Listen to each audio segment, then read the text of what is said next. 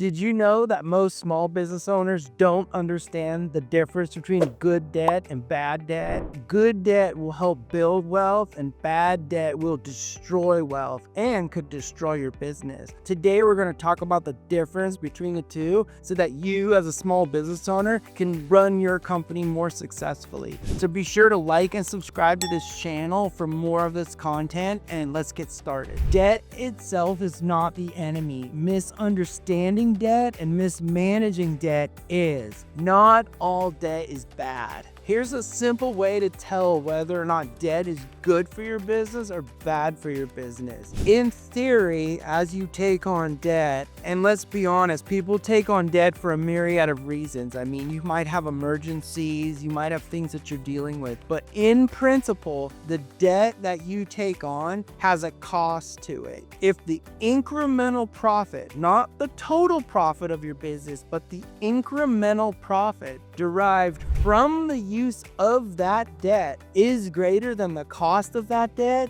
then it's good debt. If it's any less than that, it's bad debt. In other words, if the cost of the debt is greater than the incremental profit derived from that debt, it's bad debt. But it's not always so easy to see. You need really good bookkeeping in order to understand those little subtle differences. Okay, so I want to talk about a couple examples. An example of what good debt might look like versus what bad debt might look like. So I'm going to basically give two different examples, but using the same scenario. So let's just imagine you're in construction. You're a small construction business owner, and you're faced with the idea of taking on debt to go buy a new piece of equipment. Let's just call it like a dump truck or a tractor or something. So you think, wow, that's a great idea. If I go get this new piece of equipment, I can go take on a new type of work. And the work is there and the work pays a certain rate. So you decide to go take on this debt and purchase this tractor and get to work.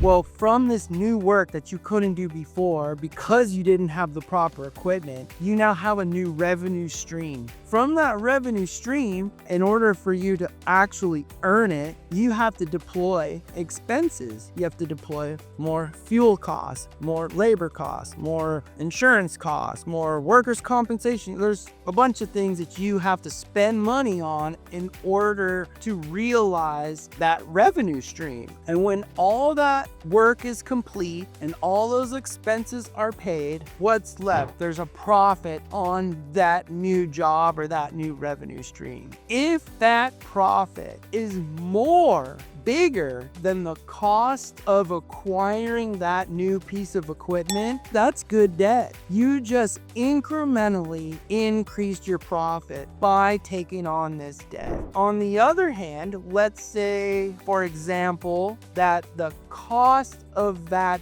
debt is, let's say, $10,000 a month. But after having done all of the work and incurred all of the expenses, your profit is only $5,000 per month. You're spending $10,000 to purchase this new equipment, but you're only earning $5,000 in new profit. Well, in a sense, you're now digging a hole for yourself. It might be a slow hole. You might not even know whether or not you're digging that hole. But the point is, you're starting to dig that hole. That, in theory, is bad debt. So it's a simple concept, but it's hard to measure and understand whether or not it's good debt or bad debt. But understanding the theoretical basis behind it will help you make better decisions. Okay, so great. So you hear me blab on about these stories about good debt and bad debt and incremental profit and the cost of capital and what's greater, what's bigger, what's lower, whatever. You're probably like, so what? Who cares? How in the hell can I look at my business and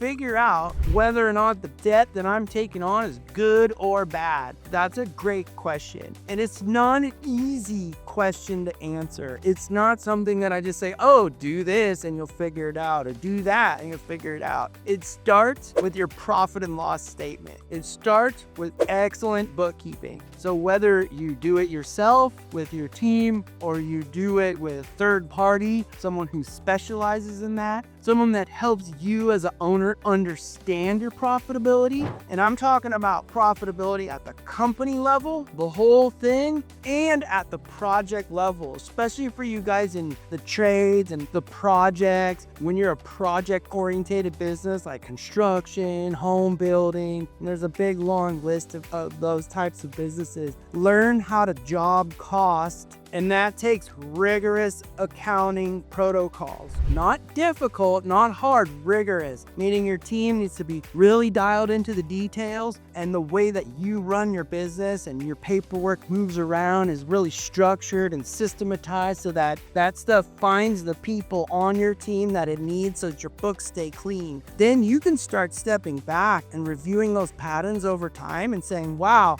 when I took this action, I made this profit. When I took that action, I took this loss. When I borrowed this money, we were able to do X. We were able to add revenue and decrease expense. Like all those things the story starts to unfold, and you start to understand the actual patterns in your business. That's point B. You'll never get to point B until you get point A started, which is good, clean bookkeeping and an intellectual curiosity of your actual financial statement. So at Pacific Resources Group, one of our subsidiary companies is called Simple P&L. And we developed that name because we like to just keep everything simple. It doesn't need to be complicated. So if you're unsure where to turn to and you need help getting your small business financials in better shape, we're a great resource for you. We especially love working with owners that really want to level up their own understanding. We love teaching and we love empowering